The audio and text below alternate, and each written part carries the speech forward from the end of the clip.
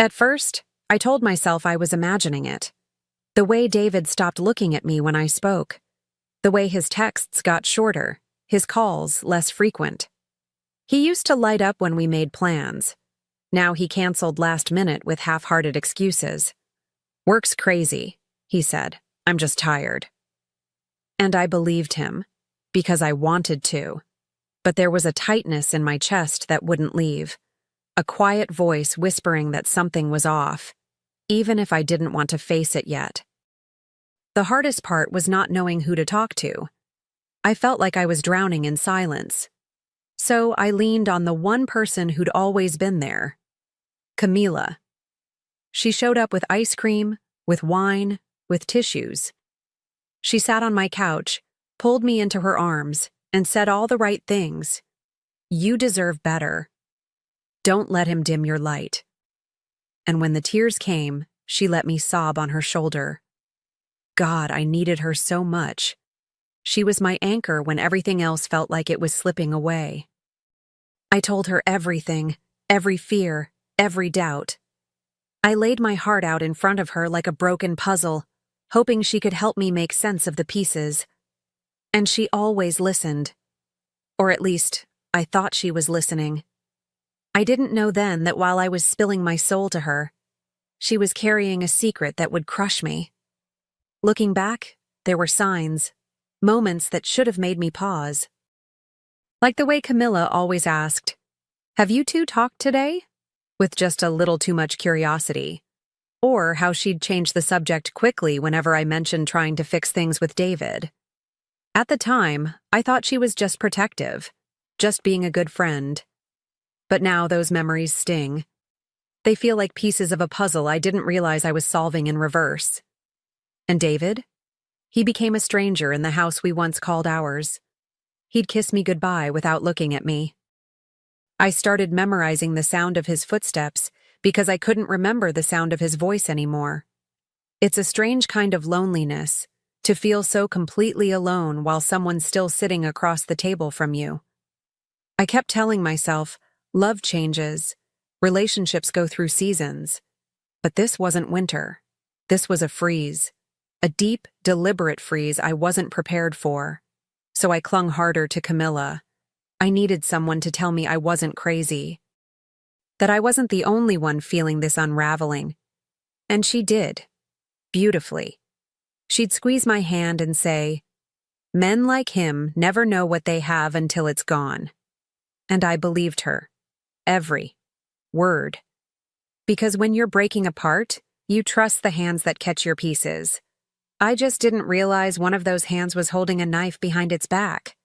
I remember one night in particular.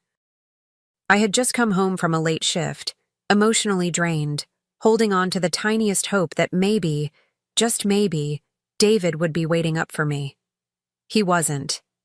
The lights were off, his side of the bed untouched.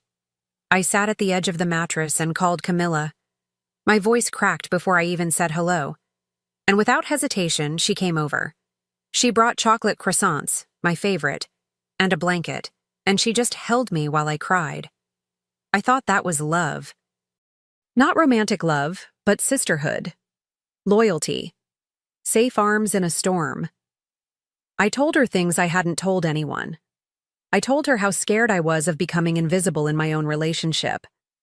I told her how I missed a version of myself that felt chosen. And she looked me dead in the eyes and said, "You're more than enough, Isa. He's the one losing something precious." I believed her. How could I not? She spoke like someone who saw my worth when I couldn't. And maybe that was the cruelest part. She knew exactly what I needed to hear.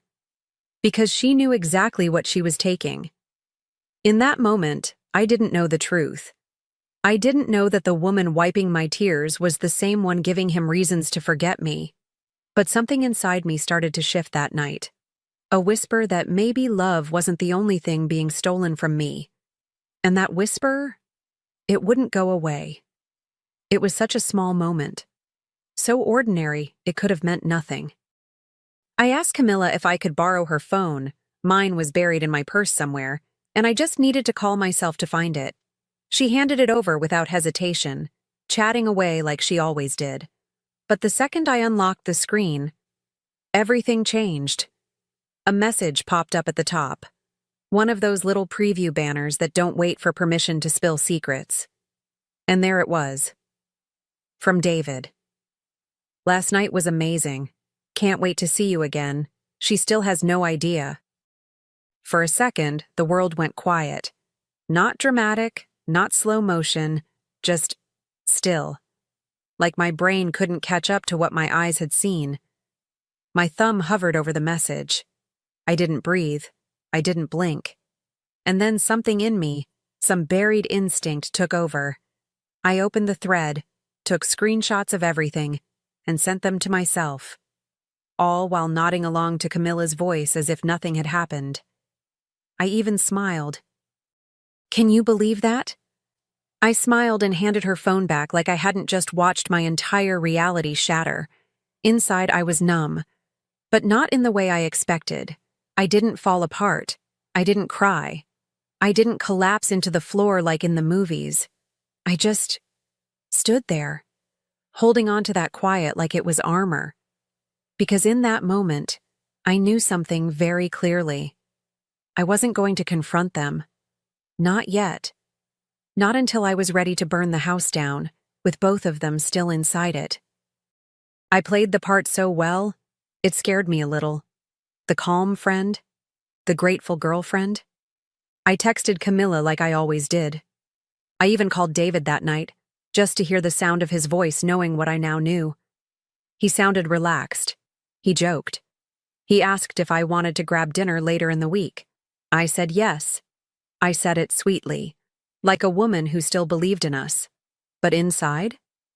I was already planning the funeral of this lie, and they had no idea they were the guests of honor. Over the next few days, I became a student of silence. I watched them both, closely.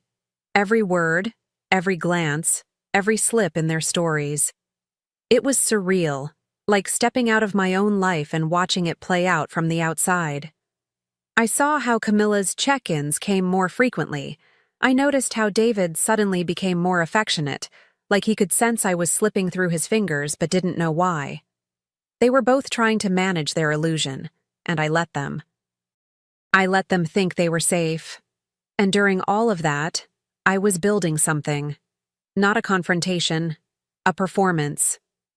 If they wanted to play a game behind my back, I'd host the finale right in front of their faces.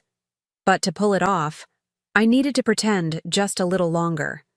Pretend that I was healing, that I was finding peace, that I still believed my best friend was my shelter, and not the storm. I started rehearsing in my mind. What I'd say, how I'd stand, how I'd look them both in the eye without flinching. But mostly I imagined the moment their faces would fall. That exact second when the truth would hit them like a wave they never saw coming. I didn't want revenge for the sake of being cruel. I wanted them to feel what I felt. That jarring, breath-stealing moment when the world shifts and nothing is safe anymore.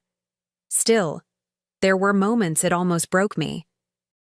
Sitting across from Camilla, listening to her comfort me with words soaked in betrayal. Watching David text me from across the table with the same fingers that had just typed, "Last night was amazing" to her. I swallowed 1,000 screams, smiled through 1,000 lies. But every time I wanted to confront them, to rip the mask off and shout, I remembered something. They didn't deserve my rage. They deserved my silence, and the stage I was preparing. So I kept going, kept smiling, kept planning. Letting the betrayal simmer just beneath the surface, untouched. I wasn't ready to strike. Not yet. But I was getting close, and they were walking straight into it. The idea came to me while I was folding laundry. Something about the quiet repetition of matching socks and smoothing out shirts gave me space to think clearly. I didn't want to fight. I wanted a memory, one they wouldn't forget. So I planned a dinner, just a small, intimate evening. I told Camilla it was my way of celebrating healing and closing that chapter. I told David the same. They both accepted, smiling, supportive, probably proud of how well I was coping. That was the fun part. They still thought I was broken. I made it beautiful. Candlelight, soft music, real wine glasses instead of the cheap ones we usually used. I cooked the kind of meal David loved, slow-roasted, savory, nostalgic. Camilla offered to bring dessert, and I let her. Of course I did. It felt poetic. I even set out name cards like it was a holiday, like they were guests of honor at a table I'd built with my own pain. And maybe they were. My pain had taught me more about both of them than I ever wanted to know. I also invited a few close friends, people we'd all shared dinners with before. People who still believed in the friendship between me and Camilla, and the love story between me and David. People whose presence would make it harder for either of them to twist the truth when the time came. I told everyone it was about gratitude, that I just wanted to reflect on how much I'd grown. And in a way, that was true. I had grown, just not in the direction they thought. The night of the dinner, everything felt painfully perfect. The table was glowing, the air was warm with spices and soft conversation. I wore a dress I hadn't touched in months, something simple but powerful, like armor disguised as silk. Camilla arrived first, arms full of homemade tiramisu and that same radiant smile she always wore when she wanted to be adored. "You look amazing," she said, hugging me tightly. I smiled back. She had no idea she was stepping into her own undoing. David showed up 20 minutes later, flowers in hand. Lilies, my favorite, though I hadn't told him that in years. It was like he suddenly remembered how to act like a boyfriend again, just in time to play the role for an audience. He kissed my cheek like it meant something, like we hadn't spent the last month sleeping in silence. I welcomed them both in, told them how happy I was to have them there. Every word tasted like ash on my tongue, but I said it sweetly. I needed this scene to feel genuine. Our friends trickled in soon after. Laughs, hugs, wine bottles passed between hands. The room buzzed with warmth and nostalgia. Nobody suspected a thing. I made small talk. I asked about their kids, their work, their lives.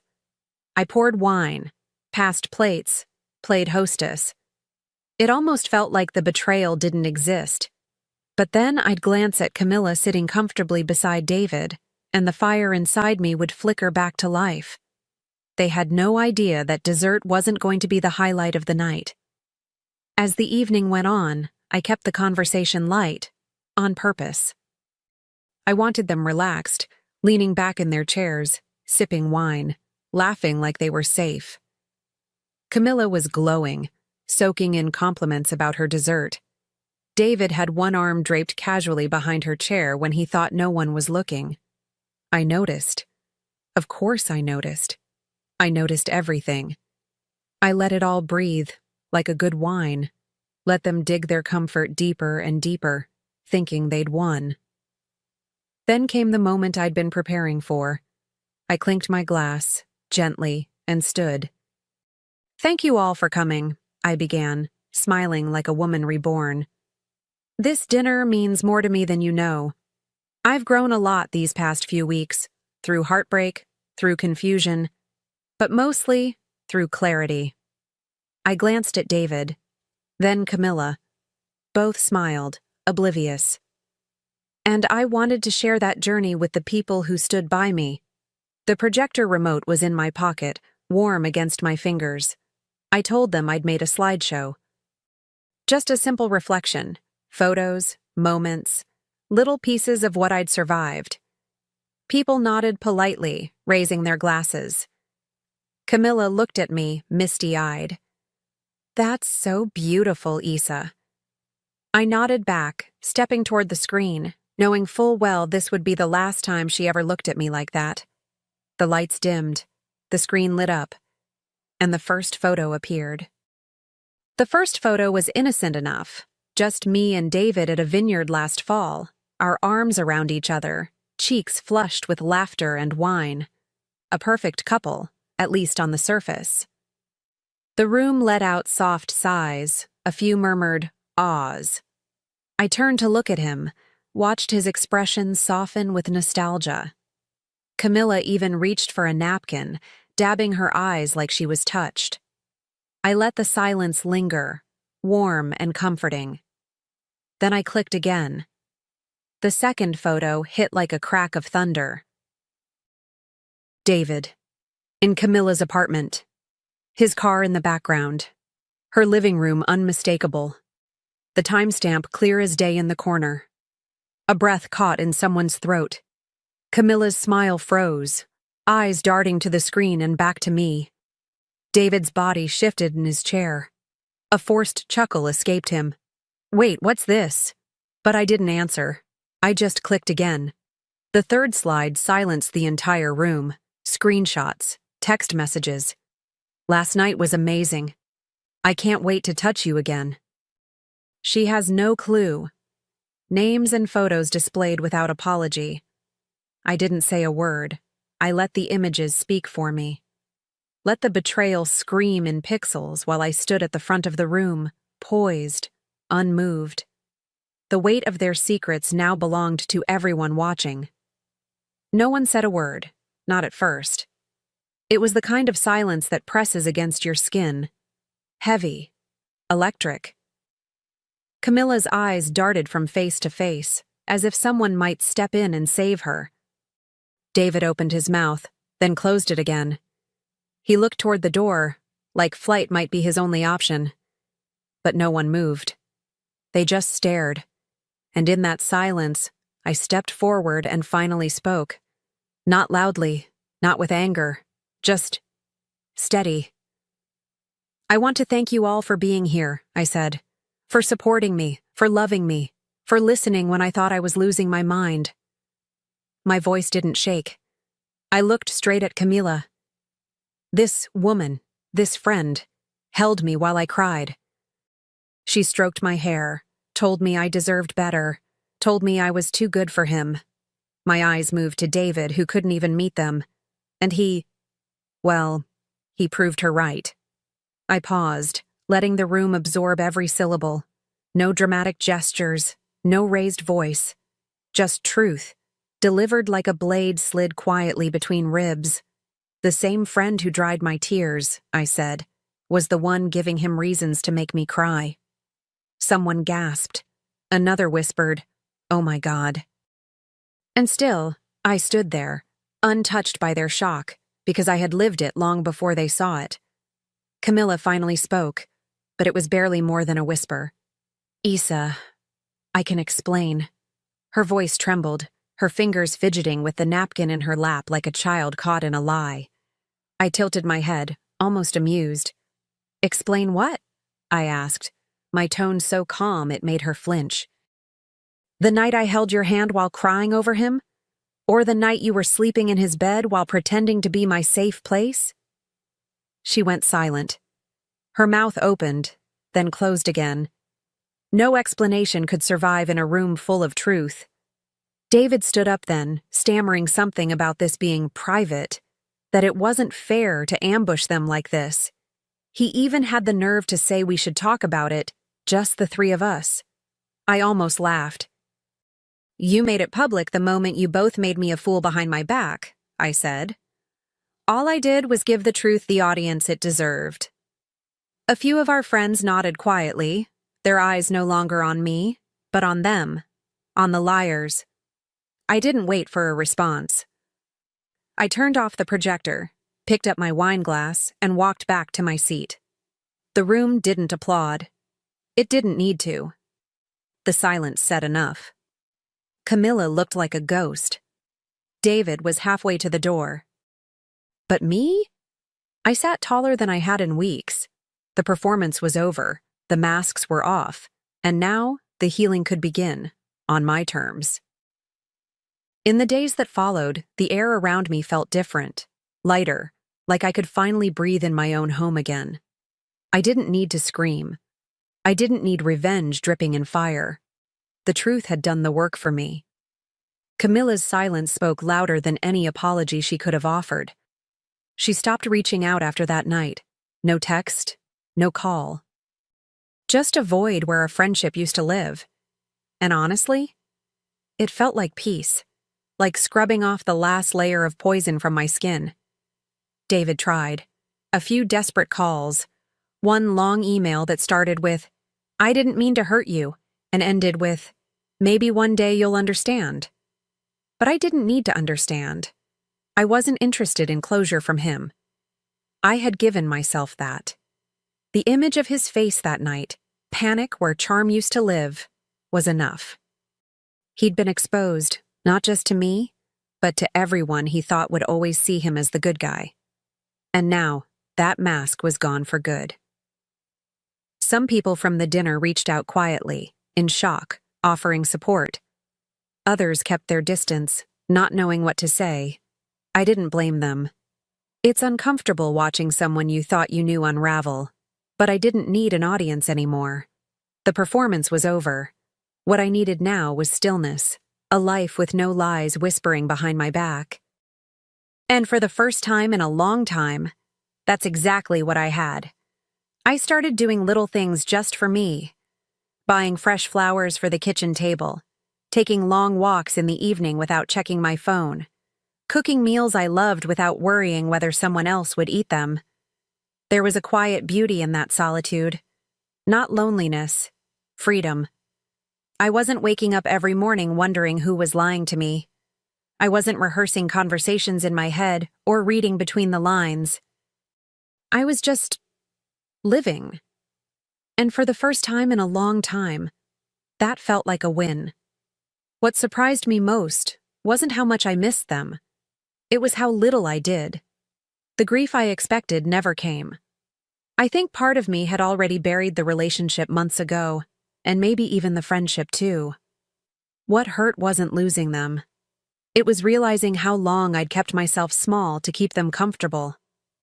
But that version of me, the one who apologized for needing too much, who silenced her instincts, who cried into the arms of a traitor, she was gone. I wasn't mourning her. I was releasing her.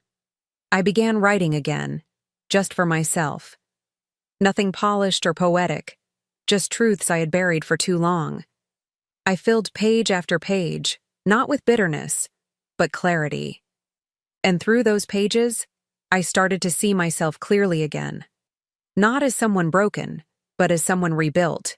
Stronger, sharper. No longer afraid of the dark, because I'd walked through it barefoot and came out the other side still standing. A few weeks later, I was sitting at a cafe reading when I looked up, and there she was, Camilla, alone. Hair pulled back, face bare, eyes tired. She saw me before I saw her. And in that brief second, I watched her shoulders tense, her gaze drop, like guilt had weight, like shame lived just beneath her skin now. I didn't flinch. I didn't look away. I just met her eyes and lifted my chin, a small smile. Not cruel, just knowing. She had no place in my life anymore, and we both understood it without a word. That moment wasn't about her. It was about me. The woman sitting there, book in hand, legs crossed, calm in her own company. That woman wasn't waiting for anyone to love her right. She had already chosen herself. I didn't need revenge. I didn't even need forgiveness. What I needed was that quiet confirmation that I'd survived them. And more than that, I had outgrown them. No envelope, just a single sheet of our company's monogram stationery, folded once. My name at the top. No greeting, no warmth, just this. You're out of the family business. Expect a call from our lawyer. Sign, Mom. No explanation, no meeting, no conversation, just exile. I stared at it for a long time. Not because I was confused, I wasn't. I had felt this coming for weeks, months maybe. The tension in board meetings, the sudden exclusion from planning calls. My brother Darren's smug little grins anytime I asked questions about projected earnings and got dodged. They'd been working on this behind my back. What they didn't realize, I'd been working quietly too, I didn't reply to the letter with outrage or tears. I texted one word, understood. Then I poured myself a glass of wine, red, dry, no ice, sat on my balcony and watched the sun set like I didn't just lose a company I'd spent a decade helping build. Because I hadn't lost anything yet. They had. By midnight, I'd already made the first call to my private attorney, Meredith, who specialized in corporate dissolutions and high-emotion transitions, as she liked to call them. By noon the next day, my 40% equity share was on the table. I didn't sell it to just anyone. I sold it to our biggest competitor, a quiet, well-capitalized firm that had been trying to edge in on our market for years. And now with my stake, they didn't need to edge in anymore. They owned enough to step inside. Within 48 hours, my brother was calling nonstop. Vanessa, what the hell did you do? You're being emotional. This isn't how family handles things. Can we meet? Please. We need to talk. I didn't answer right away because this wasn't emotional. It was surgical. They cut me out. I just made sure they'd feel exactly what they tried to take from me. And what my mother didn't know, what none of them did, was that I had receipts, notes, recordings, and my own version of how this company was really built. And now that I had nothing left to protect, I wasn't just walking away. I was walking through them. The company was supposed to be our legacy. It started in my mother's garage, one sewing machine, a few fabric samples, and a dream of building something for the family, by the family. That's what she always said. But dreams are easy when someone else does the groundwork. I was the groundwork. While Darren was partying his way through college and Mom was pitching investors over wine tastings, I was the one pulling all-nighters, managing spreadsheets, packaging orders, building our first e-commerce site from scratch when we couldn't afford a real developer. I didn't complain. I believed in the vision. In her. I was 24 when I gave up a full-time job offer at a Fortune 500 firm to stay on and help grow the family business. She said it would all be worth it. She said, someday this will all be yours. And for a while, it felt like it might be. We hit 6 figures in year 3, opened a fulfillment center by year 5. I negotiated contracts, optimized the supply chain, and designed the pricing model that finally made us profitable. My name wasn't on the front, but my fingerprints were on everything. Then Darren rejoined the company. After bouncing through jobs for most of his 20s, he suddenly wanted in. Mom welcomed him like a prodigal son returning from war. I was told to train him on operations. I did, quietly, thoroughly, even when he started calling himself co-CEO. Even when he interrupted me in board meetings with jokes about how I was the calculator and he was the big picture. Mom laughed every time. I started noticing changes. Client meetings I wasn't invited to. Expenses I never signed off on. A growing distance in Mom's tone when she spoke to me. Colder clipped. Still I stayed. Because loyalty doesn't vanish overnight. And I thought if I just worked harder, they'd remember who got them there. Then came the letter. Folded. Final. Formal. No thanks. No warning. Just you're out. That's when I realized they didn't just want me gone, they wanted my silence. Because if I was out, they thought they could control the story. They forgot the most important part. I own 40% of the truth. And now that I had nothing left to lose, I wasn't going to whisper anymore. It's funny how obvious things look in hindsight. Now that the mask had dropped, I could trace the betrayal like a dotted line. Clear, direct, deliberate. It started with the meeting I wasn't invited to. At the time, it was brushed off. Oh, it was just a quick lunch with investors. Darren said it like it was nothing. But I handled our investor communications. Always had. There was no reason I should have been left out, unless there was something they didn't want me to hear. Then came the updated branding rollout. Darren brought it to the board, all polished slides and buzzwords he barely understood. I remember flipping through the presentation and seeing something strange. Our founding story had been revised. Gone was any mention of the garage. Gone was any reference to my name. In its place, launched by siblings Darren and Rachel Evans under the guidance of their mother, Carol. Rachel? My cousin, who worked with us for 3 months before quitting to sell essential oils online. I called them out. Darren laughed and said, "Relax, Vanessa. It's just marketing. Mom didn't say a word. That was when I knew something had shifted. More signs followed, small ones, but they added up. I was asked to focus more on back-end strategy and stay out of client presentations. Mom started calling Darren our key executive. New hires began reporting directly to him, even when their departments were under mine. Still, I kept quiet, because silence, I believed, meant strength, because I thought loyalty was louder than ambition. But the final straw? It wasn't the letter. It was what came after. 2 days before the letter landed on my desk, I caught wind of a rumor from one of our suppliers. He called me to confirm something he'd heard from the new CEO. New CEO. That's what Darren was calling himself. Before I was even out. He'd already changed his LinkedIn bio. They'd planned it all. Carefully. Quietly. I was the last to know. And they expected me to go quietly. Sell my shares to them. Disappear. Maybe cry in the bathroom a few times. Then move on. What they didn't expect was that I had been preparing too.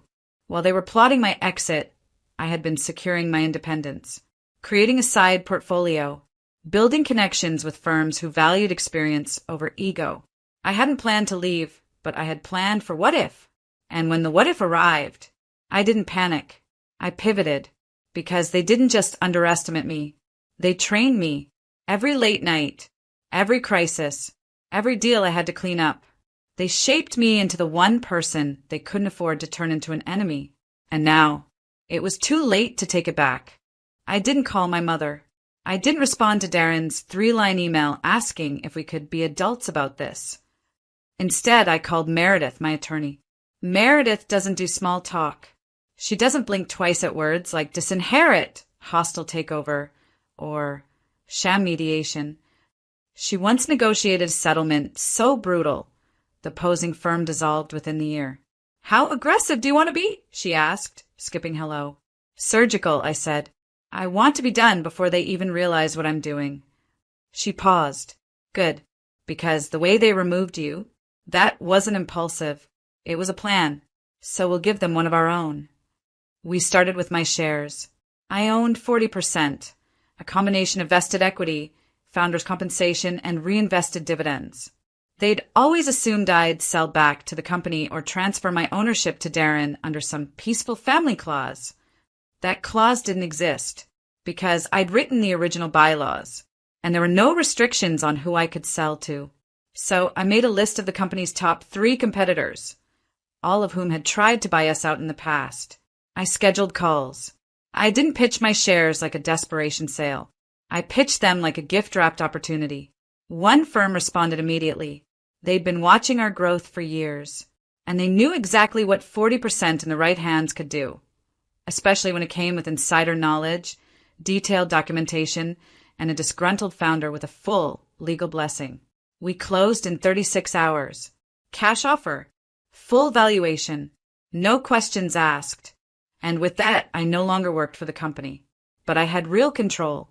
Then came phase 2. I didn't post about the sale. Didn't gloat. Didn't breathe a word. But I did send one email.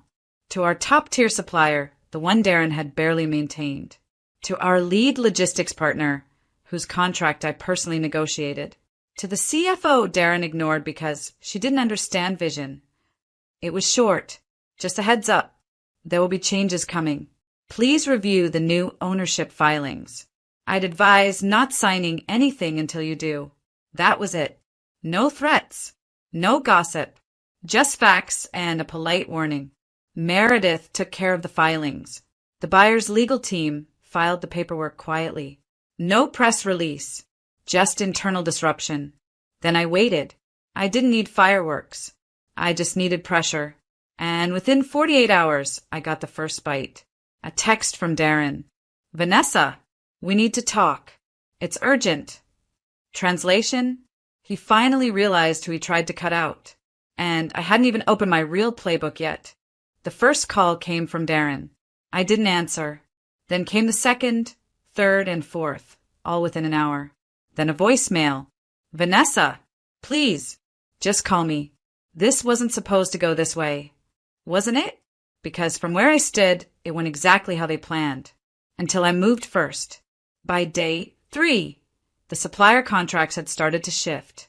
The new partial ownership stake sold to our competitor had triggered automatic reviews on all vendor agreements. I knew because I'd written those clauses 2 years ago, back when I still believed in protecting the brand. The supplier called me, not Darren.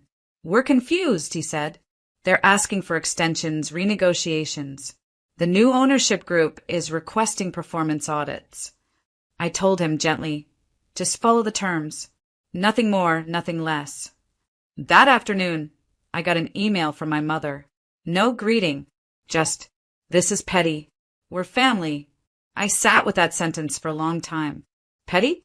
Petty would have been filing a lawsuit for wrongful termination and dragging them through court for defamation, emotional distress, and financial misconduct. This wasn't petty. This was measured. I didn't respond. I let the new majority stakeholders do their work. They were surgical, just like I asked. First, they froze expansion projects Darren had pushed through without proper cost modeling. Then they requested financial disclosures that exposed inconsistencies in expense reports. Most of those were small until they weren't.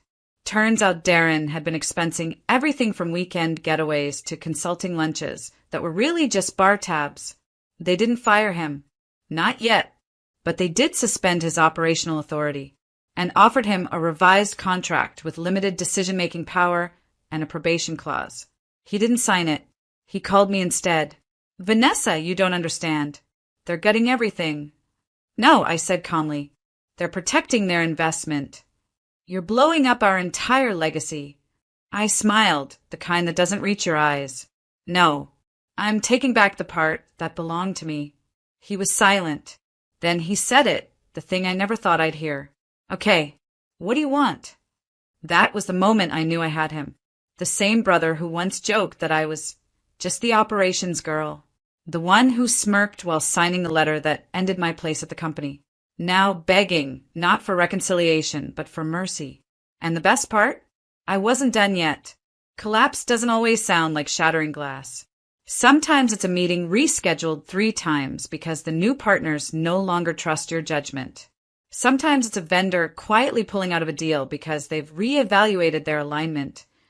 And sometimes it's your mother leaving 3 voicemails in one day, none of them angry, just small. "Vanessa, we need to talk. I'm trying to fix this. Please call me back." "You're still my daughter. That has to count for something." It might have, once. But now, I was past the point where sentiment could be weaponized. I didn't ignore her out of spite. I ignored her because she had made herself irrelevant. I heard from Rachel too, the cousin whose name they tried to rewrite into the company's founding story. She posted a vague message on LinkedIn. "Real success can't be stolen. Real leaders don't panic. #resilience, #grace. A full paragraph of subtweets in disguise. But it didn't matter, because while they were scrambling for control over optics, the new leadership was focused on results. The investor I sold my stake to had wasted no time. They brought in consultants, not to rebrand, but to investigate. Within a week, every department had been audited. 2 directors resigned. 1 marketing lead was quietly let go after it was revealed they'd been funneling company ad spend into a side project for Darren's podcast. The truth was the business was still viable, healthy even. It just needed different hands. And that was what destroyed them most. Because now the company was succeeding without them. And everyone could see it. Clients noticed. Former partners reached out to me. I had 3 job offers on the table before the end of the month. 1 was from our biggest supplier. But I wasn't looking for employment. I was looking for clarity. And I had it. One afternoon, Meredith forwarded me a letter, a formal proposal from Darren and Carol. They wanted to buy back my stake at 30% above market value in exchange for a full release of statements I had previously made to the board regarding internal practices. In short, they wanted me gone and quiet. It would have been a win if they had sent it 2 weeks earlier. But now, their offer was worthless because I had already declined the buyback. Already committed to the investor, already ensured that they would never have full control again. That night, I poured another glass of wine, red, dry, no ice. I lit a candle, sat by the window, and smiled, because this wasn't just about revenge. It was about relief. Relief from years of second-guessing myself. Relief from being the afterthought in a story I had helped build from day one. Let them scramble. Let them plead. Let them rewrite their version of history all over again. I had already written the ending. I didn't go back. Not to the boardroom. Not to the office. Not even to retrieve my name from their mouths. I had no interest in reclaiming a seat at a table I helped build, only to be told to stand in the hallway. Instead, I built my own. At first, it was just a side idea, a whisper of possibility, a sketch in the margins of a journal I hadn't written in for years. I called it Second Founders, a consulting and legal prep firm for women being pushed out of their own startups. Women like me. Turns out there were a lot of us. Within weeks of announcing the idea, my inbox was full. Co-founders who were iced out by their husbands after the first round of funding. Daughters pushed aside by brothers in family businesses. Quiet women with sharp minds, waiting for someone to tell them they weren't crazy for feeling erased. I told them what I had to learn the hard way. You're not emotional. You're observant. You're not overreacting. You're uncovering. And you're not dramatic. You're dangerous when you stop apologizing. The first workshop sold out. By month 2, I had 5 paying clients and a wait list. I hired a former paralegal, then a part-time strategist. I got featured in a small business newsletter. The headline read, "The woman they tried to cut out just built the blueprint for the rest of us." Evan, my ex from years ago, emailed me after that article. "Proud of you. Knew you'd do something powerful." I didn't respond, not because I was bitter, but because I didn't need closure from people who only show up once you've already won. I made peace with a lot of things.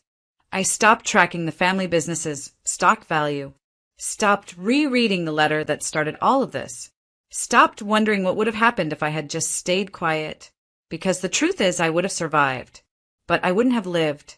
And now I speak on stages I used to sit in the back of. Now I mentor founders who remind me of myself, but younger, louder, and beautifully unwilling to wait for permission.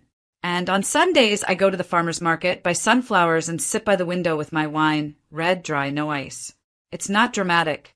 It's not glamorous. But it's mine. The life I built when I stopped trying to keep what I was never meant to beg for. The victory wasn't that I made them regret cutting me out. The victory was that I never needed them to begin with. It's strange, the kind of silence you notice after everything explodes. Not the hollow silence of abandonment. I lived in that too long. This one's different. It's the quiet after storm, when the ground stops trembling and you realize you're still standing. That the rubble behind you wasn't your foundation, it was just debris. It's been nearly a year since the letter. No lawsuits. No second offers. No apologies. Just distance. I never heard from my mother again. Not even a message through someone else. Not even for my birthday. It used to sting. That space where a mother should be. But that pain faded quietly, like a bruise you stop noticing. Because eventually I stopped trying to shrink myself into the shape of a daughter she could accept. And started becoming the woman I actually am. The irony? They used to call me the cold one. Too calculated. Too blunt. Too obsessed with process and risk management. But I was never cold. I was just trying to hold together a family who didn't know how to carry me. They only saw value in what I could produce. Numbers, contracts, hours. Not boundaries. Not ownership. Not identity. But the day they cut me out, they handed me back everything I'd given up. My voice. My future. My name. That's the thing about people who try to erase you. They never expect you to write the ending yourself. And I did. Not in fire. In ink. I look back now with a kind of gentle detachment. Not forgiveness, not quite, but peace. Like watching a film of someone else's life and realizing the main character finally walked off the wrong set. And walked into her own. My company is thriving. Not an empire. Not yet. But clean. Honest. Impactful. Every time a client sends a message that starts with, "I thought I was crazy until," I remember exactly why I stayed the course. Because the world is full of women like me. Too smart to be overlooked. Too tired to keep proving we belong. Too done waiting for someone to hand us the pen. Now I keep my own notebooks. I write my own numbers. I speak when I want. Walk away when I need. And on the first anniversary of the letter, I did something small. I printed it, folded it, sealed it in an envelope. Then I wrote one word on the outside. Thank you. Not to send, not to burn, just to remind myself that sometimes the door they slam in your face is the one you never should have walked through in the first place. I planned, prepped, cooked, cleaned, set the table, arranged the wine, and made sure every single person had their dietary needs met. Gluten-free lasagna for Aunt Carla. Vegan salad for my cousin's girlfriend. The roast chicken Dad still pretends is his favorite, even though he barely touches it. I didn't complain. I just worked, because that's what I always do. The daughter who has a knack for organizing, the woman who just knows how to make things happen. I was in the kitchen for 6 hours, and when it was finally done, I set the platters on the table with a quiet pride. It wasn't perfect, but it was good, thoughtful, made with care. Then Mom walked in, looked at the table, and wrinkled her nose like she'd stepped into a sewer. "We should have just ordered takeout," she said, loud enough for everyone to hear. "At least that would have been edible." My father chuckled. Not a word of pushback, not even a glance in my direction. I looked around the room. 12 people eating food I made, sitting on chairs I arranged, and a home I cleaned, and not one of them stood up for me. Not one. So I did something I'd never done before. I stood up. I untied my apron. I laid it gently over the back of my chair, and I said, in the calmest voice I've ever used, "Next time, you can all pay for takeout too, because I'm done." They laughed. They thought I was being dramatic. Aunt Carla raised her glass like it was a toast. My cousin snorted into his wine. Even my brother said, "Don't be sensitive, Lena. It's just Mom." But I wasn't being sensitive. I was being done. An hour later, after the wine was poured and the dessert was being picked at, I slipped into the spare bedroom and opened my laptop. I canceled the Airbnb for Christmas. I voided the ski resort booking I made in my name for New Year's. I retracted the deposit on the summer rental. I deleted every calendar invite, every group chat message, every itinerary I'd put together over the past 6 months. I didn't say a word. I just erased myself. And for the first time in a very long time, I felt free. It didn't start with that dinner. It started decades earlier, with a family that quietly decided my usefulness was more valuable than my presence. I was the easy child, not the rebel, not the genius, not the golden son. Just Lena, the one who didn't need much, who always offered help before being asked. When Mom was stressed about holiday hosting, I was 10 and already setting the table just right. When Dad needed someone to coordinate his retirement party, I was 23, juggling a job and still handling invitations, RSVPs, and the speech no one thanked me for. When my brother got married, they called me the backbone of the wedding. I built the timeline, dealt with vendors, smoothed over fights between the bride and Mom. They said, "You're so good at this, Lena. What would we do without you?" They meant it as a compliment, but it wasn't. It was a warning that they had no intention of ever taking care of themselves. Or me. I didn't realize the weight I carried until my 34th birthday. Not a major milestone, not one people usually make a fuss over. But I thought maybe someone would remember. Just a cake, a dinner, a card. Instead, I got a group text message from my mother addressed to the family, asking if I could plan my own birthday brunch, since you know what restaurants you like. I stared at it for a long time, and like every time before, I said yes. I booked the table, confirmed the head count, paid the deposit, and when we got there, my mom said the mimosas were too sweet, and my dad asked if I could take photos of everyone at the table, but never handed me the camera so I could be in any of them. That was the day I began pulling away. Not all at once, just small things. Stopped offering to pick up their dry cleaning when they visited. Started letting the group chats go unanswered for a few days. Took real vacations, the kind where I didn't bring my laptop or my guilt. No one noticed, because people don't notice when a chair shifts slightly out of place until they try to sit and fall. By the time that dinner came around, I already knew I was running on fumes. I already knew I was done being the invisible scaffolding for people who never asked how I was holding up. What I didn't know was how peaceful it would feel to finally stop holding them up at all. The first sign was confusion. 2 days after the dinner, my brother texted me, "Hey, did the Airbnb reservation glitch? It says it's been canceled." I didn't answer. Not right away. An hour later, he followed up. "We sent you the deposit for that already." That one made me laugh, because they hadn't sent me anything. They'd sent it to the family PayPal, which I created, managed, and monitored, because no one else wanted to deal with the admin stuff. So I transferred the funds back. Every last dollar. I said nothing. The next day, my mother called. I let it ring. Then came the email. Subject line, "We need to talk about the holidays." No greeting. Just 5 paragraphs of thinly veiled blame. I know dinner didn't go the way you wanted it to, but canceling everyone's plans without notice isn't fair. People rely on you, Lena. You're the one who holds things together. We expect more maturity.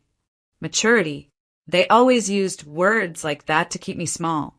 Like boundaries were tantrums. Like silence was immaturity. Like any move that didn't serve them made me the problem. I didn't reply. The calls kept coming. Not angry at first, just confused. Like someone misplaced a favorite tool and now had to consider doing something the hard way. Where are the hotel confirmations? Did you still want me to bring the pies for Thanksgiving? Lena, are you ghosting us? I wasn't ghosting them. Ghosting implies a disappearing act. This was a return to self. I'd spent so many years performing reliability, always saying yes, always patching the leaks that when I stopped, it didn't just inconvenience them. It destabilized them. They'd made me the keeper of every tradition, every trip, every task they didn't want to manage. They thought if they pushed hard enough, I'd fall back in line. Instead, I was building something else. I had booked a solo cabin for Christmas. Just me, a wood stove, a stack of books, and silence that didn't come with strings attached. I didn't announce it, didn't post about it, didn't even put an out-of-office reply on my email. They weren't owed my explanation. They were finally getting what they always claimed they could handle. Life without me. I didn't plan a grand announcement. There was no family group message or carefully worded holiday memo. That would have given them power, and they'd only twist it. Call it dramatic. Call it emotional. Call it everything but what it truly was. Necessary. Instead, I started where it mattered most, the systems. I deleted the shared Google Drive that held every birthday spreadsheet, meal plan, packing list, and calendar I'd ever created for them. Gone. I closed the travel rewards accounts I'd opened in my name to book flights for people who never reimbursed me on time. Done. I removed myself from all automatic reservations, gift exchanges, and group chats that had somehow become my seasonal job. Unsubscribed. I didn't scream. I didn't argue. I just reclaimed the bandwidth they were draining from me without permission. The freedom was addictive. In the past, I used to plan for 12. 12 people. 12 expectations. 12 chances to be disappointed, overlooked, or treated like staff in my own family. Now I was planning for one. Just me. I booked my holiday solo. 3 days in a quiet cabin upstate. Wood-burning fireplace. No Wi-Fi. I bought new pajamas, fresh coffee, and a small chocolate cake that I wouldn't have to share or justify. It cost less than hosting Thanksgiving had cost me the year before, but it felt like gold. A few days before Christmas, my cousin Danny messaged me privately. "Hey, just curious, are you still doing the big gift swap this year?" No one said anything. I stared at her text for a long time. Danny wasn't cruel. She was just one of the many who had gotten comfortable with me being in charge of everyone else's joy. So I replied, "No gift swap this year. I'm sitting this one out. Hope you enjoy the holidays." She sent back a sad face emoji then. "Wait, so who's going to host?" That was the moment I knew. Not one of them had even considered stepping up. They hadn't made alternate plans. They hadn't called each other. They were all waiting for the backup generator, me, to kick in. But this time, I wasn't flipping the switch. I wasn't angry anymore. Just done playing the role they assigned me. And the most beautiful part? They'd have to learn to live without the girl who used to do everything. Because I had already started learning to live without them. The unraveling started with a group chat I forgot I hadn't left yet. It was titled Holiday Master List, a thread I created 3 years ago so everyone could track flights, menus, car rentals, and guest lists in one place. It had become the default space where the entire family gathered to ask me how things were coming along. This year, it was chaos.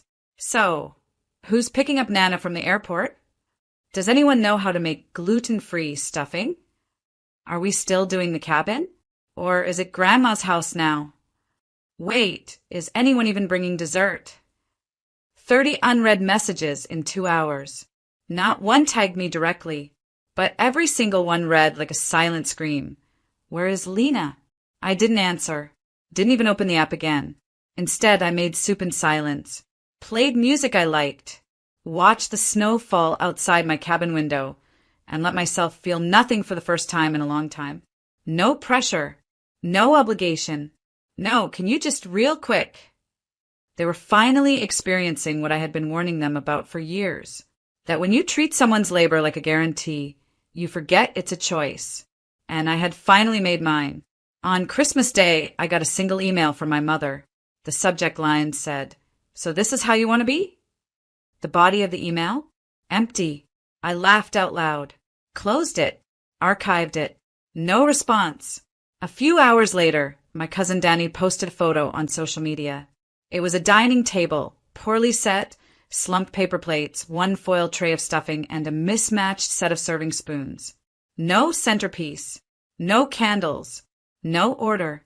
The caption read, "This year's Thanksgiving-style Christmas was a bit improvised, still grateful, though." The comment said it all. Wait, where's the usual spread? Did Lena not host this year? Looks like y'all missed your MVP. That one. That last one? I screenshotted it. Not to gloat. To remember. Because the truth is, I had always wondered if I was imagining it, the weight I carried, the work I did, the roles I was quietly assigned and never thanked for. But I wasn't imagining it. And I wasn't invisible. I was just used. Until I stopped letting them. And now, they were learning. Not through lectures. Not through revenge. But through a silence so unfamiliar it echoed. And I was learning too, that the world doesn't end when you stop over-functioning for people who never ask how you're doing. It just starts to get really quiet. And then, it starts to feel like peace. By New Year's Eve, the text shifted tone. Gone was the passive sarcasm. Gone were the just checking in excuses. What came next was pure panic. My brother, who once joked that I had nothing better to do than organize everyone's lives, sent me a long message. Hey, can we talk? I think we all kind of screwed up. I didn't realize how much stuff you handled until nobody else knew what was going on. People are fighting. Mom's upset. I think she thought you'd come around. I read it twice. Then I muted the thread. Because he was right, they didn't realize. Not because they weren't capable, but because they were never forced to be. They let me carry the weight because it was easier. And now they were tripping over everything I used to silently clean up behind them. Later that week, I got a voicemail from my mother. Her voice was tight, that particular kind of calm she used when she wanted to sound composed, but couldn't quite hide the resentment. I don't know what game you think you're playing, Lena, but you made your point. We get it. Enough now. The family needs to come together. It was almost funny. Come together? I'd spent my entire adult life trying to keep this family from falling apart. They just didn't like what it looked like without me holding the seams shut. My cousin Danny, bless her, was the only one who tried with real honesty. She messaged me the week after the holidays. I just wanted to say I'm sorry for not noticing, for not helping more. I think we all got used to you being the default, and we didn't realize how heavy that must have been. I stared at the message for a long time. And I cried, because even though it wasn't dramatic, and even though it wasn't from the people who hurt me the most, it was the first time anyone had acknowledged it. The work, the emotional labor, the exhaustion. I didn't respond right away. I wanted to sit with the moment, not to forgive, not yet, but to breathe, because something inside me had shifted. I wasn't looking for apologies anymore. I wasn't trying to fix what broke. I wasn't trying to teach them a lesson. This wasn't about revenge. It was about release. Letting go of the version of myself that always overdelivered, always smoothed the sharp edges, always took the hits so no one else had to feel the discomfort. They were feeling it now. All of it. And I was feeling something else entirely. Peace. January was the quietest month I can remember. No calls. No group messages. No last-minute favors disguised as, "We were just hoping you could." And for the first time in years, I didn't feel guilty. I felt untethered. I took long walks without checking my phone. I bought fresh flowers for my kitchen table, not to impress guests, but because I liked the way they looked in the morning light. I cooked meals that didn't need to impress anyone. Some of them were amazing. Some of them were burnt. I smiled either way, because finally no one was watching. And it turns out I still like taking care of things. I still keep my calendar color-coded. Still fold my laundry with care. Still send thank you notes when someone does something kind. But now, I do it for me. I started therapy. Not because I was broken, but because I'd spent so long being the strong one that I never learned how to be supported. My therapist asked me once, "When did you learn that love had to be earned?" And I didn't have an answer, only a memory of tying my shoes faster than anyone else in kindergarten, so I wouldn't get yelled at for making us late. Only a dozen holidays spent trying to cook love into every meal, praying someone would taste it and say, "We see you." But they never did. And now, I no longer needed them to. By February, I joined a local women's hiking group.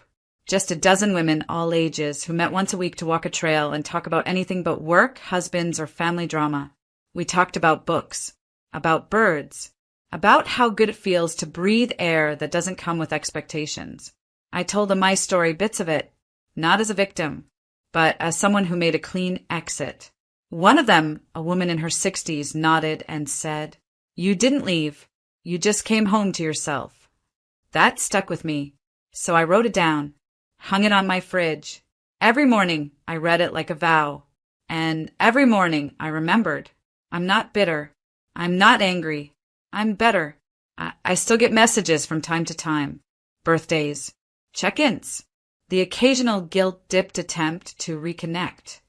I don't block them, but I don't respond, because healing doesn't require confrontation. Just closure, even if you write it yourself. And I did. With every unspoken no. With every plan made without their approval. With every breath taken in peace.